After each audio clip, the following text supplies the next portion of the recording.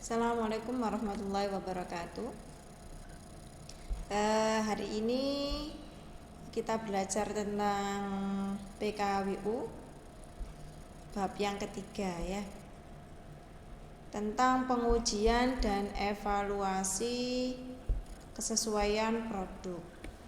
Kalian kemarin pas waktu pertemuan pertama kalian membuat judul, untuk pertemuan kedua kalian membuat rangkuman alat dan bahan apa yang dibutuhkan.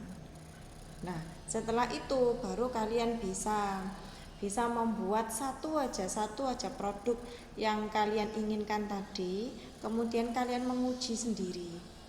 Nah, ini saya jelaskan tentang pengujiannya dan evaluasi kesesuaian produknya nanti seperti apa sebelum produknya kalian pasarkan. Pengujian produk adalah segala proses yang dilakukan oleh seorang peneliti, baik melalui pengukuran kinerja, keamanan, kualitas, dan kesesuaian produk pada standar yang ditetapkan. Jadi kalau ini yang saya jelaskan, ini skala besar ya, skala yang di pabrik. Jadi pengukuran kinerja, keamanan, kualitas. Nah, kalau untuk kalian kan masih dalam skala kecil. Nah, kalau untuk standarnya gimana Bu? Ya standarnya sesuai dengan yang kalian inginkan. Nah, atau ini harusnya manis. Manisnya seperti apa? Nah, itu kalian sendiri yang menentukan. Makanya untuk alat dan bahannya, bahan apa yang dibutuhkan itu harus serinci mungkin. Semisal gulanya berapa sendok, semisal seperti itu. Karena di sana nggak ada di rumah kalian jarang yang punya timbangan ya. Nah, jadi boleh kalian pakai sendok ukurannya. Jadi setiap produk yang kalian kemasi atau yang kalian produksi itu sama semuanya rasanya. Itu ya anak-anak. Tujuan pengujian produk. Yang pertama, menetapkan kesesuaian produk dengan penggunaan akhir. Itu yang saya terangkan yang barusan ya. Menyediakan sarana teknis perbandingan dengan produk lain. Semisal gini, kalian membuat brownies ya. Browniesnya yang kalian bikin kan lain daripada yang lain. Nah, tentunya ada kesamaan, namanya brownies. Ini harus manis, harus ada coklatnya semisal. Nah, itu kalian bandingkan. Kalian belilah satu untuk perbandingan. Atau kalau sudah pernah merasakan rasanya brownies seperti apa, nah kalian bisa membandingkan sendiri. Enak mana? Nah, dengan brownies yang umum biasanya dijual. Memberikan dasar untuk komunikasi teknik suatu produk. Bisa menyediakan bukti dalam proses hukum seperti pertanggungjawaban produk, hak paten, klaim produk dan lain sebagainya. Ini kalau skala besar harus seperti itu. Biar apa? Biar konsumen itu percaya bahwa produk kalian itu sudah terdaftar. Nah, secara hukum. Dan itu dihak patenkan. Maksudnya itu dihak patenkan itu kalau kalian tadi itu membuat keripik apa ya tadi? Keripik kulit nanas, misal kayak gitu. Keripik kulit nanas. Nah, di Indonesia nggak ada seperti itu. Makanya itu kamu patenkan, hak kalian ya. Nah, biar nggak ditiru dengan yang lainnya. Yang selanjutnya, membantu memecahkan permasalahan terkait kendala produk. Nah, bisa juga memecahkan permasalahan. Semisal, kalau kalian produk pangan masih bisa itu ya, masih bisa dilihat dengan mata ya. Ya, karena produknya yang kalian pilih adalah pangan. Mesti bahan bakunya yang tidak terlarang ya. Bahan bakunya yang kalian inginkan mesti yang bagus-bagus. Nah, kalau untuk yang produk yang terkendala yang semisal ini, semisal pembuatan pupuk, nah yang berbahan kimia, 100% yang berbahan kimia, nah itu harus ada pengujian produknya. Nah, masalah apa yang terkait di situ nanti bisa terpecahkan. Ya. Yang terakhir, membantu mengidentifikasi penghematan biaya dalam proses produksi. Kalau ini maksudnya itu skala besar. Nah, biar enggak 1 kilo kita buat, kita uji, enggak seperti itu. Nah, biar kalau skala besar, misal kalian yang kalian pernah lihat adalah yang di Petro kayak gitu ya. Nah, itu kan tabung-tabung semuanya mesti ada bahan bakunya. Nah, setiap bahan baku yang dari tong segitu besarnya itu sekali uji bisa. Jadi untuk menghemat juga.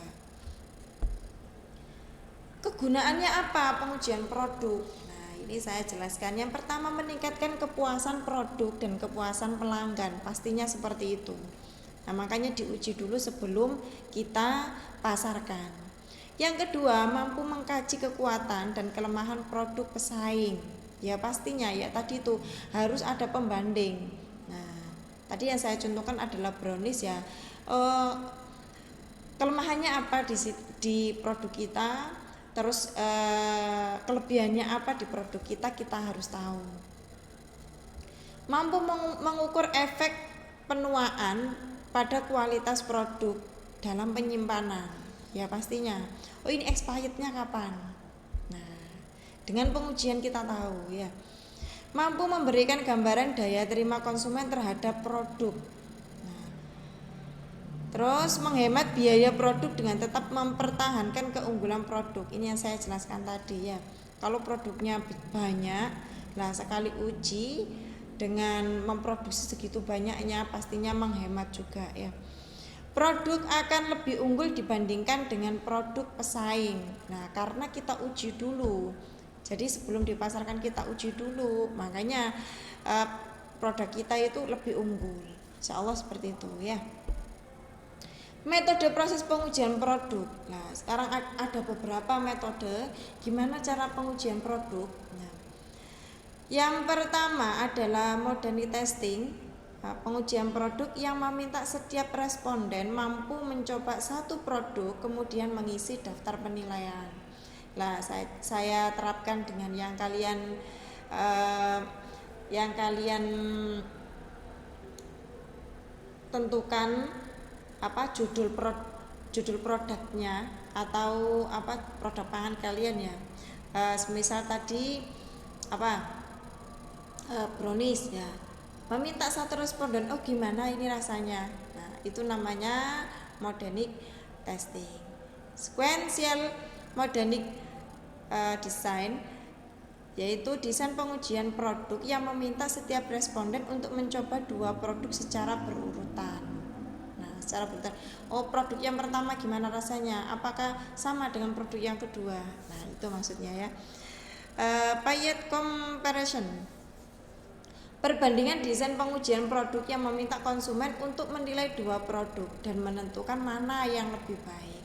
Kalau yang kedua tadi adalah 2 produk secara berurutan ya. Kalau untuk yang ketiga ini adalah menentukan produk yang pertama dengan produk yang kedua mana yang lebih baik. Nah, dan yang terakhir adalah protomodernity design. 2 produk yang akan diuji oleh setiap responden.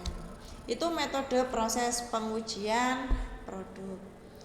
Nah, kalau sudah diuji produk kalian, baru kalian nanti bisa menstandarisasi dan mensertifikasi produknya. Nah, di sini ada dua badan. Yang pertama, kalau untuk menstandarisasi produk, nah bisa menggunakan BSN atau Badan Standarisasi Nasional. Badan Standarisasi Nasional merupakan lembaga pemerintah non-Kementerian Indonesia dengan tugas pokok melaksanakan tugas pemerintah di bidang standarisasi dan penilaian kesesuaian di negara Indonesia. Kalau itu BSN-nya. Nah, sedangkan untuk sertifikasi produk, apa sih gunanya ini? Nah, kalau produk kalian itu sudah disertifikasi, berarti sudah sesuai dengan SNI. Lembaga sertifikasi produk merupakan lembaga yang berperan dalam menunjang kebijakan pemerintah dalam memberlakukan SNI wajib yang berkaitan dengan keselamatan, kesehatan, dan keamanan produk, yang memberikan layanan jasa sertifikasi produk penggunaan tanda SNI, baik SNI wajib maupun sukarela. Jadi banyak sekali yang produk-produk yang sudah dipasarkan, biasanya ada ya sesuai dengan SNI. Nah, biasanya yang kalian lihat semisal aja helm. Oh, helm yang sesuai dengan standar. Nah, itu mesti orang kalau sudah ada labelnya SNI laku wes ya. Pasti laku. Lah karena sudah sesuai dengan standar, mesti kualitasnya sudah bagus, sudah teruji. Lah itu gunanya lembaga sertifikasi produk atau LS Pro. Itu anak-anak. Oke, terima kasih untuk pertemuan yang ketiga ini. Assalamualaikum warahmatullahi wabarakatuh.